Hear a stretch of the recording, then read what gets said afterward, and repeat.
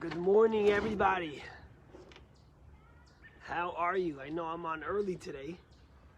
Caught a few minutes of quiet. The weather's beautiful outside. Figured we'll share a thought. So I opened up the news this morning, and there was this whole thing about Iran, and basically Israel had hundreds, or some say thousands, of websites were hacked. And basically, when you came to the website, it said something to the effect of, be ready, big things will happen, or something big is going to happen. And it basically had a video of explosions on Tel Aviv, and a video of the city from far with explosions, and then there was Prime Minister Netanyahu swimming away all bloodied up. So everyone was worried, so many websites are hacked. It turns out that there was one hosting firm that hosts private websites, and therefore a lot of them were hacked. Cyber professionals in Israel say it was a very basic, limited hack. But it's on the heels of a lot of things that's been going on with Iran. Yesterday there was a whole commotion where Pompeo, Secretary of State Pompeo, and Prime Minister Netanyahu condemned Iran for saying something about the final solution. And Iran tried to justify it, saying, well, you know, the final solution, we're talking about Israel, not the Jewish people. They always try to say that. And it really goes back a little further, because the Washington Post had this whole article about how Israel did this most sophisticated cyber attack on the new Shahid Raji port in Iran, the newest port. And Israel hacked all their software that runs the port and tells the ships when to come, when to go. And actually the Washington Post reported that people didn't even know how sophisticated and how much damage it did. But for days and even a week, there were lines of vessels waiting all over that didn't know where to go, what to come.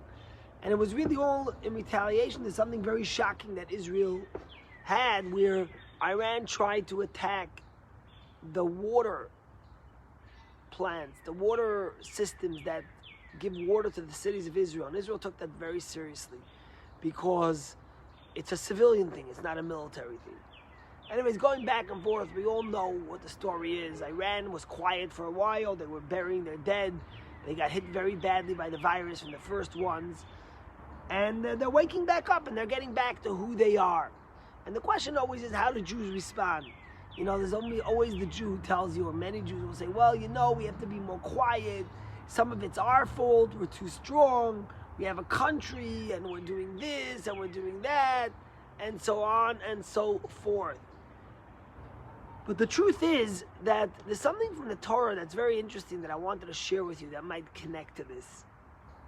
So we all know, I don't know if you remember when you were in school growing up, some of you that went to Jewish day school, there was always this story that we sang about the giving of the Torah, the song we sang. So the Midrash tells us that when God wanted to give the Jews the Torah at Sinai, which happens in 8 or 9 days, that God wanted to choose a mountain, and all the mountains were fighting. One said, I'm the tallest, and one said, I'm the fattest, and one said, I'm the prettiest, I have the most, greenery on me, and on and on. And then there was this little mountain, Mount Sinai, that was so shy and so small. And Mount Sinai didn't have what to say. Mount Sinai said, what am I going to say? I'm small. I'm insignificant.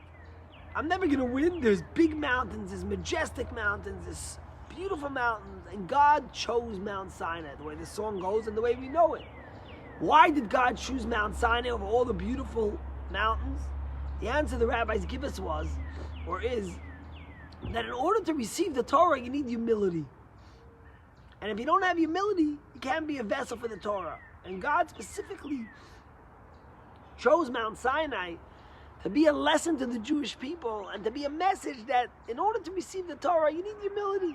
You don't have to be the biggest. You don't have to be the strongest. You don't have to be the prettiest. You don't have to be the most handsome. You have to be humble. So the Rebbe, in one of his talks, asked a very good question. The Rebbe says, I don't understand. If God wanted to show the Jewish people that they should be humble, and that's how you receive the Torah, why did God give the Torah on a mountain? He should have given the Torah in a valley. At the end of the day, a mountain no matter which mountain it's going to be, a mountain is tall. A mountain is majestic. You ever go see a mountain that's not big? You ever go see a mountain that's not tall? So why, if God wanted to give the Jewish people a message, hey, humility is what counts, then why did God choose a mountain? And the Rebbe says like this, you see, there's a big difference between being humble and between not having pride and not being strong in your belief of who you are and what you represent. God wanted the Jewish people to always be humble. Humility is the greatest trait.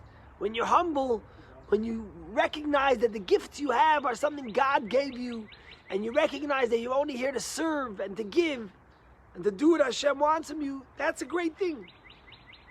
But a valley, to lay flat and not to have any strength of character and pride in who you are, that's dangerous. God chose specifically a mountain to give the Torah, that the Jewish people should know that I need to stand strong. I need to be proud. I need to know who I am and what I represent. You see, it's okay to have humility. It's not okay to be bashful. It's not okay to blame things on yourself. It's not okay to be scared of your shadow. It's not okay to hide in the corner every time someone says or does something and think it's your fault, every time someone looks at you. And that's what I was thinking when I see what's going on in the news and I see what's going on in Israel. And it's really a recurring event. It's something that happens every day, every week, every year, for thousands of years. And I think as Jews, we have to be proud of our country. We have to be strong and tall like a mountain. We don't have to be the biggest mountain, but we have to be a mountain. And it's a message about Torah. It's a message about how God wants us to view ourselves. Tomorrow we celebrate Yom Yerushalayim, the day Israel reunified Yerushalayim, which we'll speak about tomorrow. I have a great thought about that. But think about the struggles, think about the challenges that went in to the Jewish people having Yerushalayim. That's something we should be proud of. It's not something we should, we think about right after Israel captured Jerusalem, we ran to the UN, we said we're ready to make peace. We have to be strong, we have to be proud. We have to know that God gave us Jerusalem. We have to know that it's ours. And we should be strong and tall in representing and protecting our holy sites, our holy places, and our people. So may God give us that we should receive the Torah. Today is Thursday, in a week from tomorrow is Shavuot. We'll read the Torah again, and we'll read the story about Mount Sinai, and we'll remember that humility has to come hand in hand with Jewish pride. And you can't be a valley, you need to be a mountain. Have a great day, and I'll see you tomorrow.